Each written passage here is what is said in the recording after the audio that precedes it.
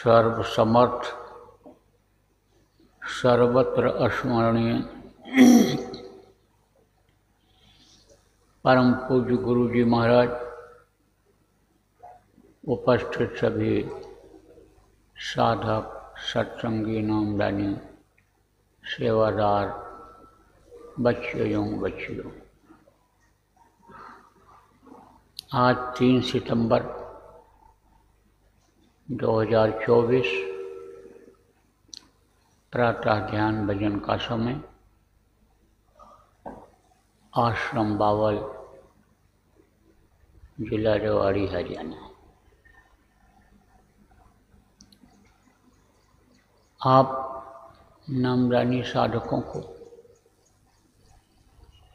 प्रभु की पाने की इच्छा हो, मालिक से मिलने की इच्छा हो, तो सावधानी बरतनी चाहिए और मौत को हमेशा याद रखना चाहिए। मौत को आदमी जब भूल जाता है तब प्रभु से दूर हो जाता है। यहाँ तक कि प्रभु के पाने के रास्ते से भी दूर हो जाता है। प्रभु के पाने का रास्ता क्या है? नाम की कमाई, सुमिरन, ध्यान और भजन। इसको नाम की कमाई कहते हैं। जैसे दुनिया की कमाई का फल मिलता है, जैसे आप कमाई करने के लिए दुकान खोलते हो, दफ्तर में जाते हो, तनख्वाह मिलेगी, मजदूरी के लिए जाते हो और तनख्वाह मिलती है, वेतन मिलता है, कमाई होती है आपकी। ऐसे नाम की कमाई होती है। तो मेहनत उसमें भी करते हो और मेहनत उसमें भी करनी पड़ती है। मन लगा करके काम आप जब करते हो तब उसमें ज़्यादा कामयाबी मिलती है। चाहे जो काम हो, दुकान दफ्तर का हो, मजदूरी का हो, मन लगा के उसमें करना पड़ता है और मन लगा करके भजन भी करना पड़ता है। अब मन कहीं अगर और लगा हुआ है और दुकान पर बैठे हो और मन कुछ और सोच रहा है और ग्राहक आएगा, पूछेगा, कुछ बताओगे कुछ, तो ग्राहक आपके यहाँ से सामान नहीं खरीदेगा। जोड़ घटाव में अगर गलती हो गई तो नुकसान होगा रुपया पैसा के लेना देने में। तो उस काम में मन लगना चाहिए। तो मन जब नहीं लगता है भजन में, ध्यान में, तो मन कहाँ लगने लग जाता है? दुनिया की कमाई में लग जाता है, दुनिया के कामों में लग जाता है, शरीर के रक्षा करने के, खाने के, ऐश आराम, सुख सुविधा के कामों में लग जाता है, बाल बच्चे परिवार में लग जाता है, हित मित्र दोस्त में लग जाता है, इंद्रियों के सुख में यह मन लग जाता है। तब उस समय समझना चाहिए कि हमारे कर्म आ गए और कर्म की जो ये काई है, ये जो निर्मलता थी वो ख़त्म कर दे रही है। क्योंकि निर्मल मन जन सो मोह पावा, मोहि कपट छल छिद्र न भावा।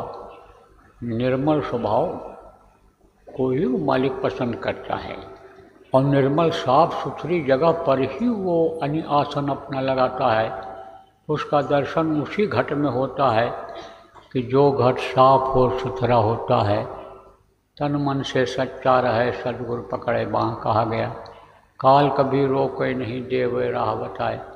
तो समझ लेना चाहिए कि कर्मों की काई आ गई कि जिससे मन हट रहा है, भजन में मन नहीं लग रहा है। और भजन में मन में सब नहीं लगता है जब, तो सत्संग सुनने की भी इच्छा नहीं होती है, गुरु के दर्शन की भी इच्छा नहीं होती है। फिर धीरे धीरे धीरे आदमी पक्का संसारी हो जाता है, दुनियादार हो जाता है। नामदान का कोई फायदा मिल नहीं पाता है। अनमोल चीज़ मिली जो रुपया पैसा धन दौलत से खरीदी जाने वाली चीज़ नहीं है।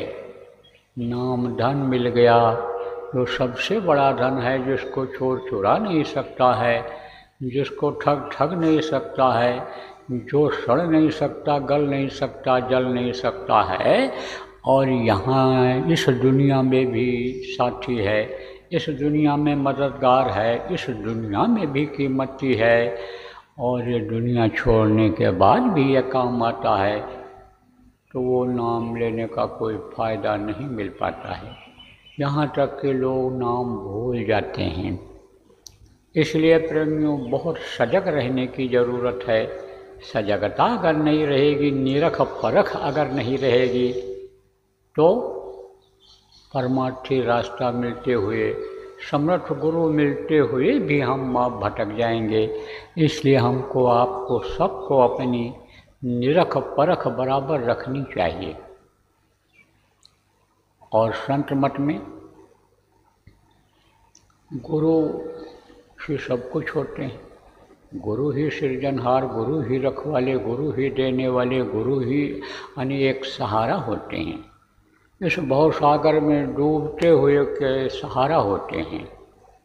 तो गुरु का ध्यान कर प्यारे, बिना इसके नहीं छूटना। गुरु का ध्यान तो हम करते हैं, लेकिन ध्यान मूलम गुरु मूर्ति, गुरु की मूर्ति यानी गुरु का चेहरा सामने नहीं आता है। यहाँ तक कि जो गुरु का दर्शन करते हैं, ये हुए वो भी चेहरा भूल जाता है, और वो तेज, वो प्रकाश, वो आभा जो मौजूदा गुरु में रहती है, और वो दर्शन जब करते हैं, आँखों से आँखें मिलती हैं, धार एक दूसरे से जुड़ती है, वो फोटो में तो मिलता नहीं है, क्योंकि फोटो जड़ होता है।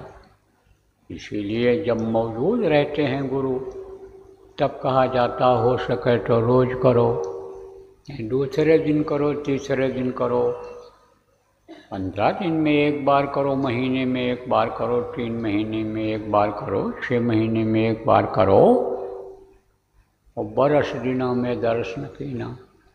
कबीर साहब ने कहा कि बरस, एक वर्ष में जिसने दर्श नहीं कीना, गुरु का दर्शन एक वर्ष में भी जिसने नहीं किया, तो बरस दिना में दर्श न कीना, और ताको लागे दोष, कह कबीर वाको कभी न होवे मोक्ष।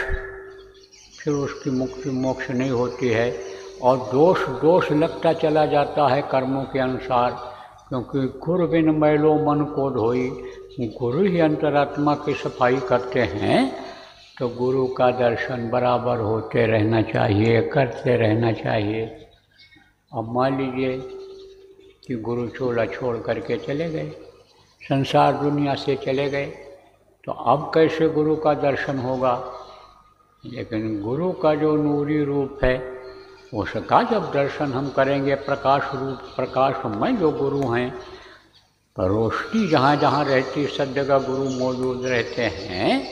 तो जब आप ये समझो, गुरु इस काल के अंधेरे से, काल से निकल चले जाते हैं शरीर छोड़ करके, तो उस प्रकाश नगरी में, जहाँ से ये काल की नगरी मृतलोक खत्म होता है, अंडलोक ब्रह्मांड लोक शुरू होता है, सब जगह गुरु का दर्शन हो जाता है, और गुरु वहाँ मिलते हैं, प्रकाश रूप में मिलते हैं।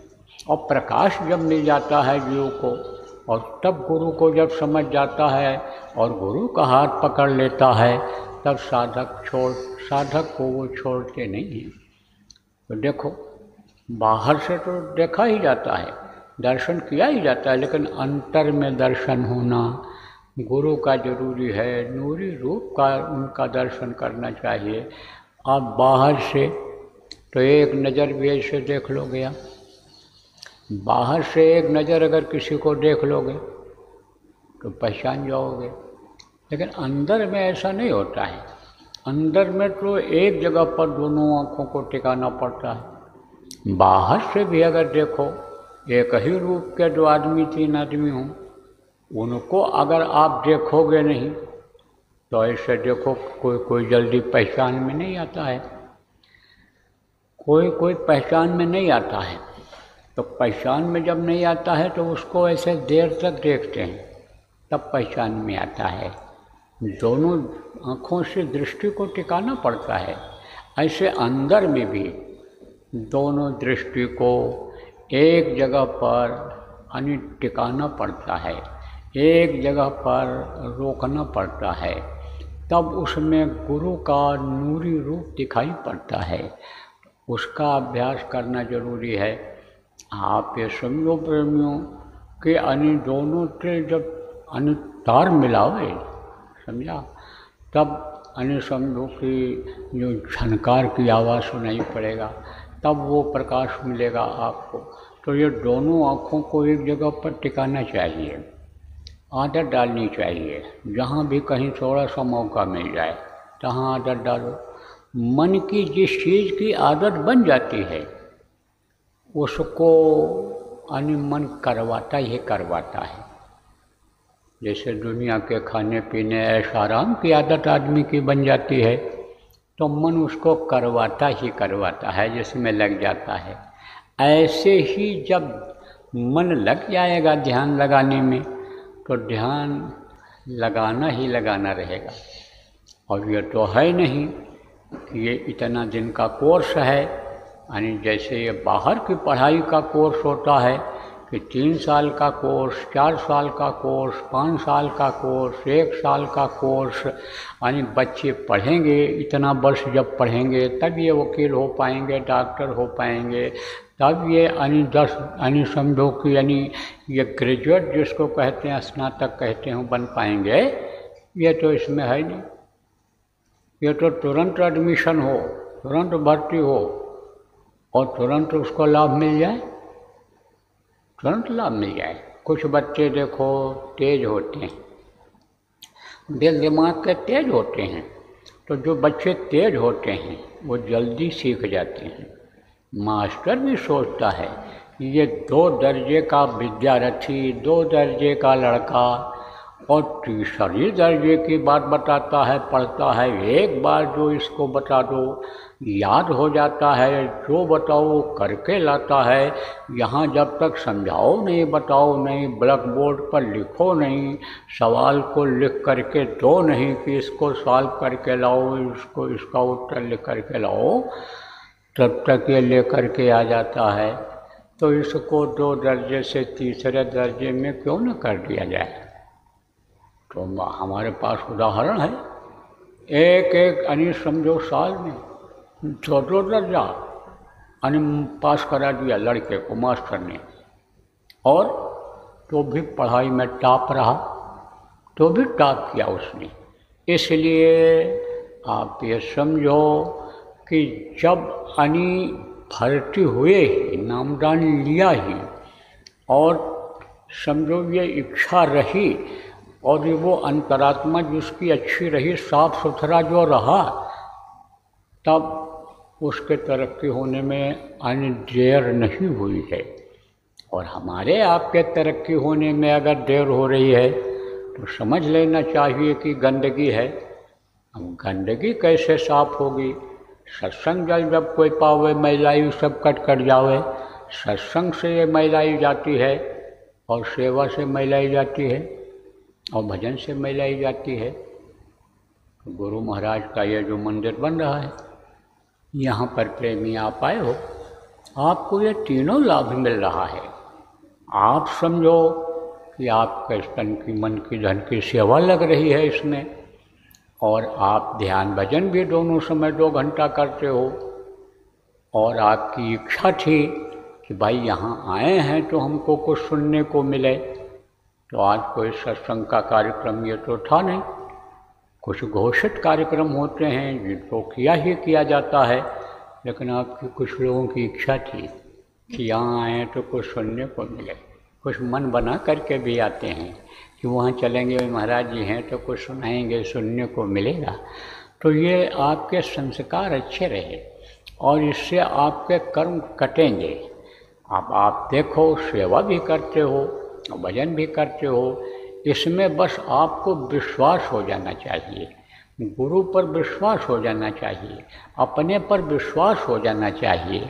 कुछ लोग मनोबल को अपने गिरा लेते हैं कि हमसे नहीं हो पाएगा, हम नहीं कर पाएंगे। कुछ यहाँ आने के बाद भी सेवा के लिए बैठे रह जाते हैं कि हम सेवा कैसे कर पाएंगे, हमारे बस का नहीं है, हम तो पैसे वाले हैं, बड़े आदमी हैं, और हम कैसे सेवा कर पाएंगे, नहीं करेंगे। इनके बीच में तो महरूम रह जाते हैं। यहाँ आने के बाद भी अगर सोते रह गए, भजन में नहीं बैठे, तो वो तो घाट पर बैठ ही नहीं रहे हैं, तो उनको कैसे मिलेगा। इसलिए बराबर सचेत रहना चाहिए। अपनी निरख परख सभी सत्संगियों नामदानियों को, चाहे यहाँ के हों, आश्रमवासी हों, चाहे आप आए हो, आप लोग हो, और चाहे इन बातों को ऑनलाइन जो लोग सुनो या सुन रहे हो, सबको सचेत रहना चाहिए।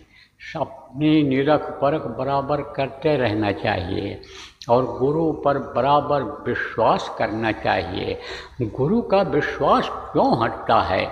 जब मन मैला हो जाता है, जब कर्म खराब हो जाते हैं, जब मनुष्य का खान पान चाल चलन बिगड़ जाता है, तब गुरु पर से विश्वास हट जाता है, प्रभु पर से विश्वास हट जाता है, और अपने से भी विश्वास हट जाता है। निराशा अपने से भी होने लग जाती है।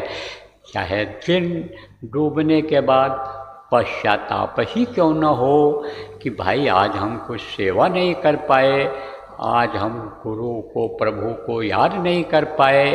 रात बीतने के बाद सुबह पश्चाताप हो कि शाम को भी ध्यान नहीं लगा पाए और सुबह भी नहीं उठकर बैठ पाए, चाहे पश्चाताप ही क्यों न हो, लेकिन अपने पर से विश्वास हटने की वजह से ही ये होता है। तो अपने पर से विश्वास हट जाता है। इसलिए सत्संगियों को बराबर ध्यान रखना चाहिए, खान पान गड़बड़ न होने पावे, चरित्रहीनता न होने पावे, ऐसा कोई नशा शरीर के अंदर न आनी जाए कि जिसकी वजह से बुद्धि खराब हो, जिसके वजह से उसका असर इंद्रियों पर पड़े। ऐसे तेज नशे का सेवन भी नहीं करना चाहिए। देखो गुरु सृजनहार, गुरु पर विश्वास हो जाए तो देखो वो मदद करते हर तरह से, और रक्षा तो करते हैं, पालन भी करते हैं। कुछ लोग जो छोड़ करके विश्वास के साथ बच्चों को गुरु पर विश्वास करके पड़ोसियों को सौंप करके जानवरों को चले आते हैं सेवा में, उनका भी कोई काम नहीं रुकता है। जो सोचते हैं कि हम चलेंगे वहाँ साप्ताहिक सत्संग में, जब हमारा काम सब सेट हो जाएगा, जगह जगह पर जो मासिक सत्संग होते हैं त्रयोदशी और पूर्णिमा को हम सब सेट करके तब चलेंगे, वो पिछड़ जाते हैं, देर से पहुंचते हैं, समय से पहुंच नहीं पाते हैं, आधी बात ख़त्म हो जाती है, ध्यान ख़त्म हो जाता है, भजन भी आधा ख़त्म हो जाता है, तब पहुंच पाते हैं। तो अधूरा रह जाते कि नहीं? अधूरे रह जाते, पहुँचे भी और पूरा लाभ भी नहीं मिला। और समय किसी का इंतज़ार करता है?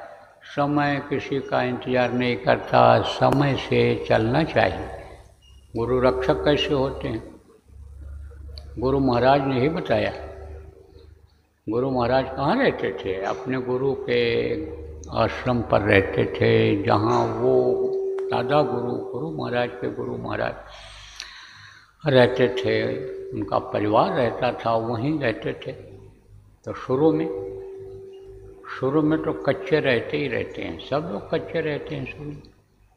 जब बहुकाल कीन सत्संगा, तब वो मोह ब्रह्म भंगा। मोह ये दुनिया की चीज़ों का, शरीर का मोह इतना जल्दी नहीं ख़त्म होता है। जब सत्संग बराबर मिलता है, गुरु का सानिध्य मिलता है, गुरु का साथ मिलता है, तब ये होता है, तब ये जो है भ्रम जाता है। तो गुरु महाराज के पास जब बैठे तो सत्संग सुने, फिर गुरु महाराज ने प्रश्न किया अपने गुरु से कि जंगल में भी गुरु बचाता है? जहाँ कोई न हो, आदमी न हो, वहाँ भी गुरु बचाता है? बोले हाँ बचाता है। गुरु सब जगह बचाता है। गुरु अंग संग रहता है नामदान देने के बाद। गुरु साथ नहीं छोड़ता है, गुरु गुरु वहाँ भी बचाता है। तब बोले आप भी बचाएंगे हमको? बोले क्यों नहीं बचाएंगे।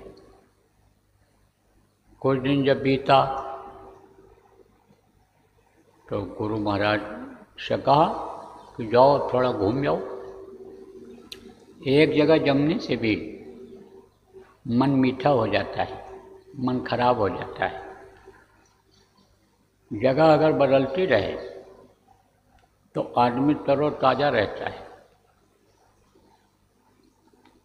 तो चले गए, जा रहे थे, पानी पिया एक कुएं पर।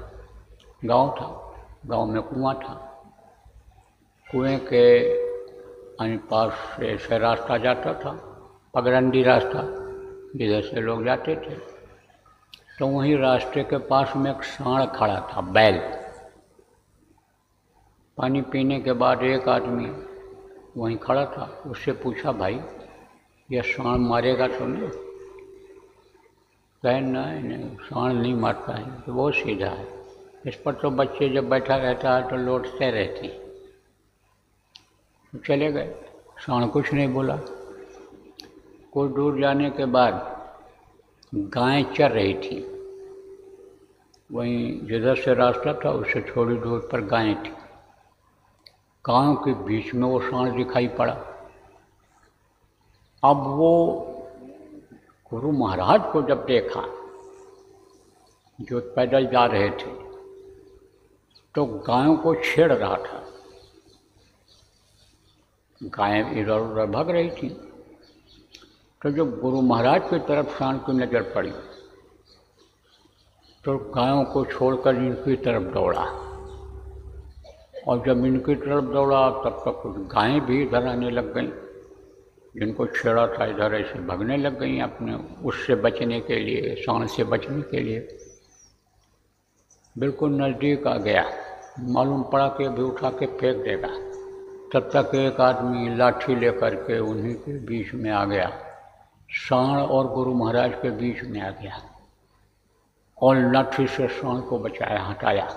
लाठी दिखाया, तब सांड भागा मार के डर से।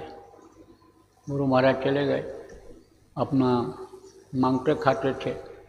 मांग करके खाना चाहिए, हमेशा मांग करके खाया जाए।